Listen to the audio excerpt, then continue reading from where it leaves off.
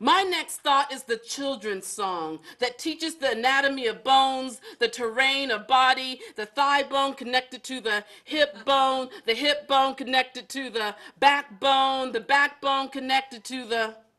My next thought quiets my singing in one solid knowing moment.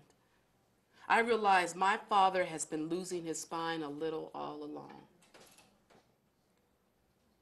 If this poem were about forgiveness, if I knew where his pain began, I would take my index finger and trace it along that beginning on the Ivory Coast, at the base of his head, the medulla oblongata, and I would sing it into being on that Virginia plantation, along the thoracic vertebrae, and I would call him out of that slavery, release the yokes and chains of his sharecropped past, and I would chant Cherokee, Sioux, and Seminole out of the chakra of his throat, and I would follow his trail of tears, leading down the curve of his back, the lumbar and sacral regions, and I would walk along the flakes of his cotton in his Jim Crow history, and I would stand next to him, that malnourished man-child at the Air Force recruitment office, as he spreads the poison, spiriting himself away, all with the signing of his name, until he is only a mystic ghost.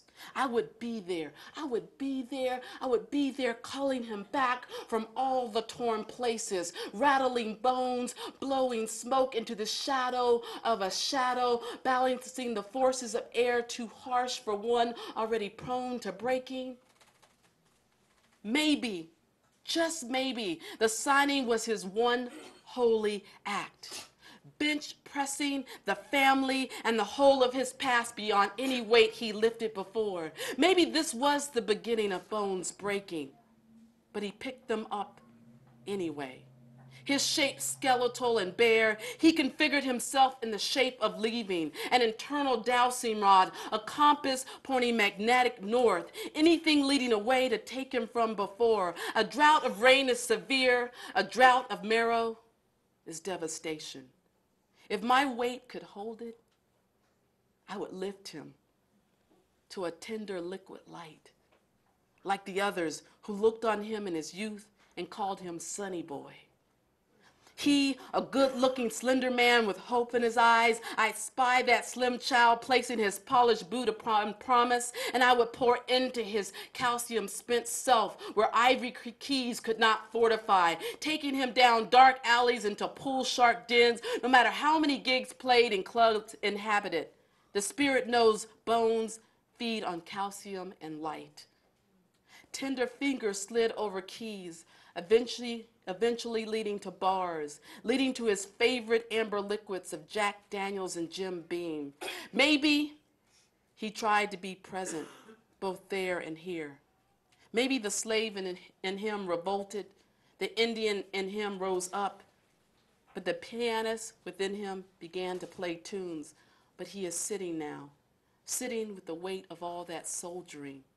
He believed to be a pocket guide for a better living, marching him through straight rows of cotton, corn, tobacco, and to pouring stiff drinks of old granddad, Crown Royal, and handed him a case of Black Label, taught him to raise hell all night as long as he was straight and squared away in formation by 0600 in the morning.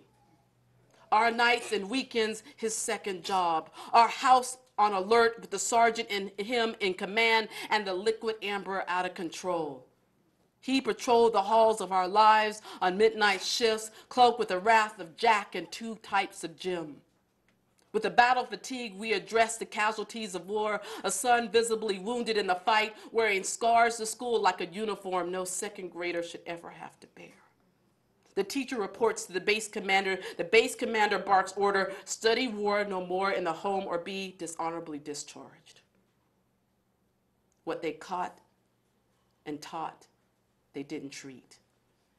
Fists turned instead to verbal missiles, launching into our deepest centers. Yet we carried on like soldiers on a tour of duty, with a sense of purpose, standard operating procedure, survival, our greatest missions. We were hemmed in by the heavy-handed creases. We were lost in the spit shine of shoes and high-polished brass, living between the stiff finger salute, standing at attention for inspection. Our straight backs gave way to gradual wear and tear of never, never, never being at ease. Our familial bones breaking, a slow deossification. If this poem were about forgiveness, our foundations would begin to mend where it never took hold. Our sergeant in charge leading the way, a crooked man walking with wings.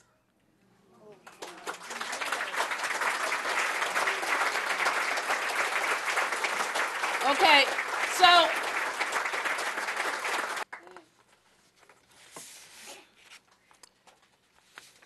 I want to end on this poem that I wrote for, and this is a new piece. I wrote it for Asheville City Schools. Last Monday I talked to all the employees of Asheville City Schools, which my daughters went through. And I wrote them a poem, and then the next day after I did the engagement, then I really wrote the poem. And it's so funny, poems come when they want to, right?